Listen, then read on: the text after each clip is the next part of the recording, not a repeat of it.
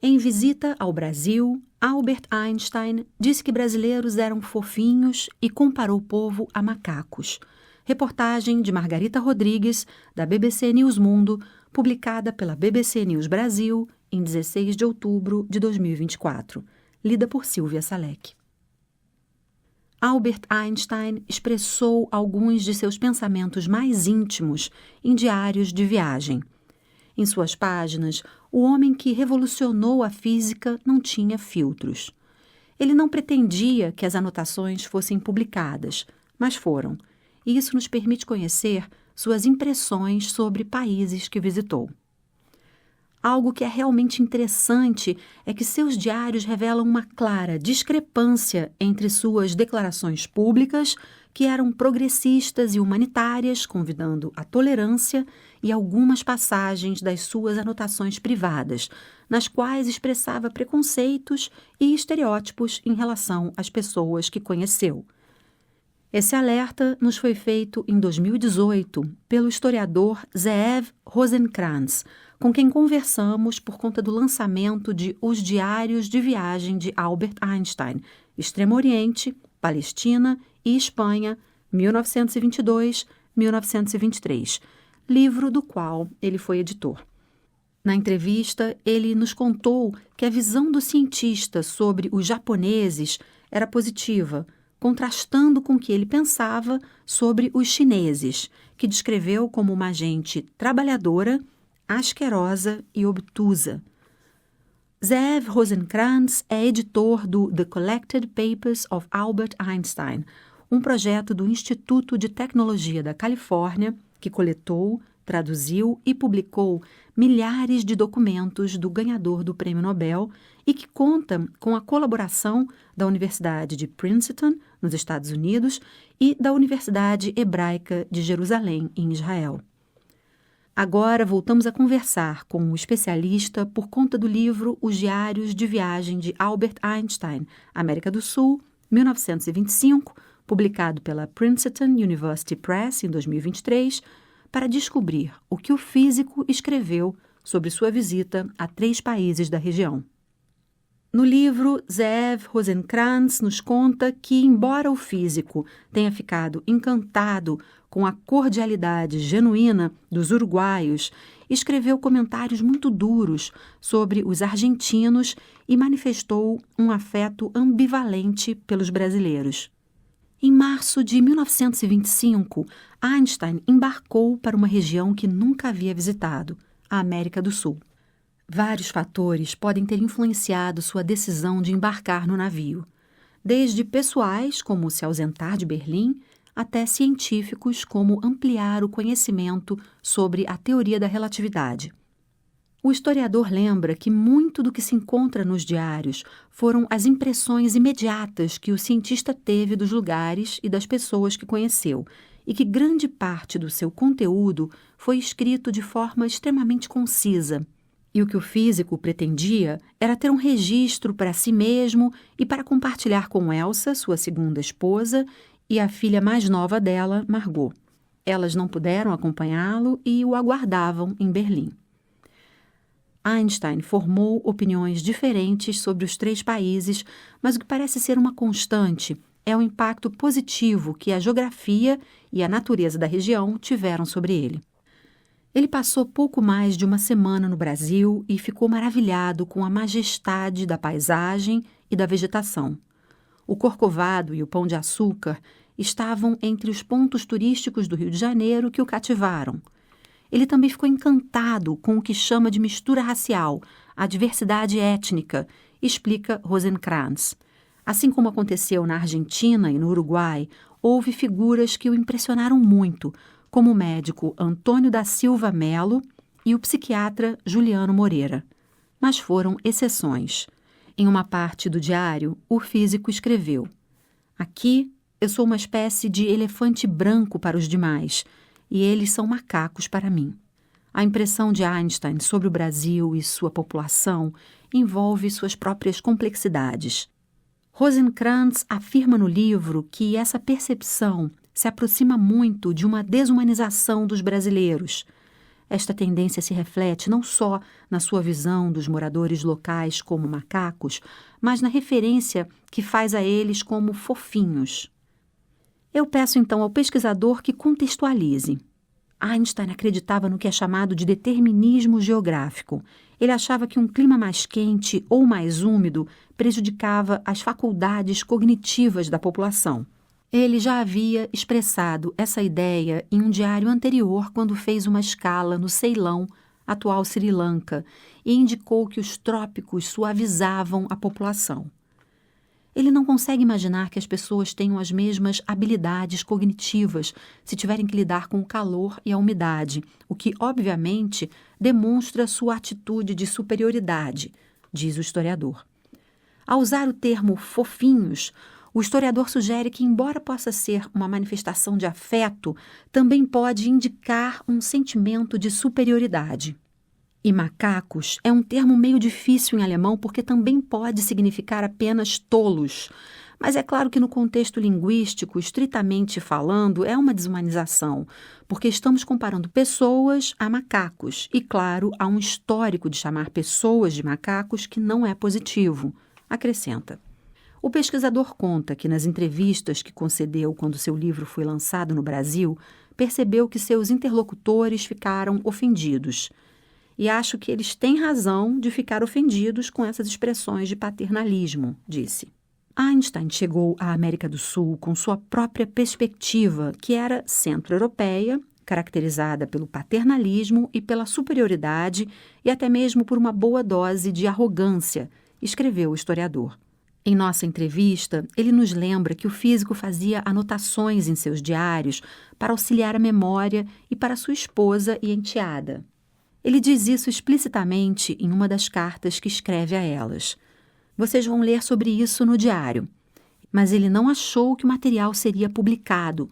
Ele deixou seu patrimônio para uma instituição acadêmica, a Universidade Hebraica.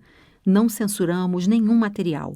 Tudo o que está lá, nós nos comprometemos a publicar de alguma maneira, afirma o pesquisador, que faz parte da equipe de especialistas das 3 universidades responsáveis pelo projeto The Collected Papers of Albert Einstein. O especialista nos convida, então, a analisar o contexto mais amplo. Apesar das manifestações de preconceito, Einstein se tornou, anos depois, um importante ativista contra a discriminação dos negros nos Estados Unidos e um ativista contra o racismo. Quando vemos como Einstein se comporta ao longo do tempo, percebemos que ele diz coisas diferentes em momentos distintos. E ele até se contradiz. É como qualquer outro ser humano, ele muda de opinião, diz o pesquisador. Em seu livro, ele reflete sobre alguns comentários pesados feitos por Einstein. Eles nos oferecem a oportunidade de lidar com o fato de que até mesmo os seres humanos mais reverenciados têm um lado mais sombrio e primitivo que não podemos e não devemos ignorar ou descartar, diz. O primeiro país da viagem foi a Argentina, que, segundo o pesquisador, contava com uma boa infraestrutura para pesquisas na área de matemática e física, o que contrastava com a situação no Uruguai e no Brasil. Na Argentina, a teoria da relatividade já estava sendo discutida. O ganhador do Prêmio Nobel de Física havia recebido vários convites naquele país, não apenas do meio acadêmico, mas também da comunidade judaica. Einstein era uma celebridade internacional, o que significava que sua agenda estava repleta de compromissos. A impressão que Einstein tem da Argentina é complexa, diz Rosenkrantz à BBC. Ele chegou com preconceitos sobre a Argentina, sobre a América do Sul e, em geral, não acho que tenha se desfeito deles. No início, diz o especialista, o físico teve impressões muito positivas, especificamente de acadêmicos como o reitor da Universidade de Buenos Aires, José Arce, e o filósofo Coriolano Alberini. Após sua primeira conferência científica, ele demonstrou satisfação pela presença de jovens estudantes interessados nos temas que abordou. Porém, depois de um tempo, as opiniões favoráveis se tornaram uma exceção. Einstein passou um mês na Argentina. Dos 3 países, é o que gera a impressão mais profunda, mas no geral não é positiva, diz o historiador. Rosenkranz acredita que Einstein embarcou no navio carregado de estereótipos e que no trajeto, quando conheceu os primeiros argentinos a bordo, de alguma maneira eles confirmaram esses estereótipos. Inclusive, pouco antes da viagem, ele chegou a escrever para um amigo, dizendo que estava animado com a jornada, mas não com os compromissos sociais com, abre aspas, os índios semi-aculturados usando smoking, fecha aspas. Acho que é um comentário muito ofensivo, porque é como se insinuasse que a população nativa não tinha uma cultura que ele valorizasse e que eles estavam se disfarçando com roupas de gala, disse o autor à BBC. Embora também tenha considerado a população delicada e elegante, o ganhador do Prêmio Nobel não gostou de Buenos Aires. Em carta a Elsa e Margot, ele descreveu a capital argentina como uma cidade estéril do ponto de vista do romantismo e da intelectualidade. Ele vê Buenos Aires como uma versão sulista de Nova York, mais materialista e mais focada no que ele considera ser a aparência externa, explica o especialista. Em seu diário, Einstein usou adjetivos como superficial e fria, e embora estivesse se referindo à capital, Rosenkranz observa que o físico novamente recorre a uma generalização para englobar todo o país. Ele deixou registrado, no entanto, o quanto gostou da energia nova que encontrou no bairro de Lavallol, na capital, da paisagem que viu nas montanhas de Córdoba e da arquitetura da cidade, onde encontrou vestígios de uma cultura genuína, assim como um senso de sublime. A música tradicional também o atraiu. Rosenkranz destaca em seu livro que Einstein descreveu os argentinos como displicentes, infantis e estúpidos. Isso levou o autor a se perguntar: como podemos interpretar a avaliação em grande parte implacável de Einstein sobre os argentinos? Eu acho que isso se explica em parte pelos preconceitos que ele tinha e continuou tendo durante a viagem. Ele continuou, inclusive, a expressar estereótipos muito semelhantes após a viagem, quando já estava de volta à Europa. Eu acho que essas ideias estão inseridas no contexto dos estereótipos alemães e europeus sobre a América Latina, sobre a América do Sul e especificamente sobre os argentinos. Podem ser estereótipos positivos e negativos, mas acho que no caso dele pendeu mais para os negativos. Provavelmente faziam parte da sua socialização, da sua educação de classe média centro-europeia na Alemanha. E embora ele abra exceções para alguns indivíduos, quando fala tende a generalizar e a se inclinar para avaliações mais negativas como parte de seus preconceitos, analisou o pesquisador. Einstein passou uma semana no Uruguai, gostou de Montevidéu e ficou impressionado com seus habitantes, cuja modéstia chamou sua atenção. No Uruguai encontrei uma cordialidade genuína como poucas vezes em minha vida. Lá eu conheci o amor pela própria terra, sem nenhum tipo de megalomania, escreveu. Ele expressou prazer em conhecer o filósofo Carlos Vaz Ferreira e o engenheiro Carlos M. Maggiolo. Mas a amabilidade não foi a única coisa que o cativou. Ele gostava de países pequenos, achava que todos os países grandes deveriam ser divididos em países pequenos, diz Rosenkranz. Na opinião do ganhador do Prêmio Nobel, isso fazia com que as nações se relacionassem melhor entre si e reduzissem o poder governamental. O clima e a arquitetura o faziam lembrar da Europa.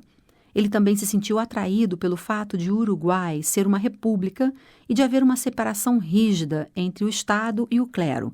Isso era importante para ele. Ele ficou muito impressionado com os programas de bem-estar social que existiam.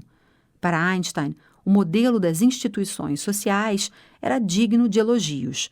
Um país muito liberal, ele escreveu. De acordo com Rosenkranz, o físico manifestou uma genuína admiração pelos uruguaios. Uruguai, um pequeno país feliz, escreveu o cientista.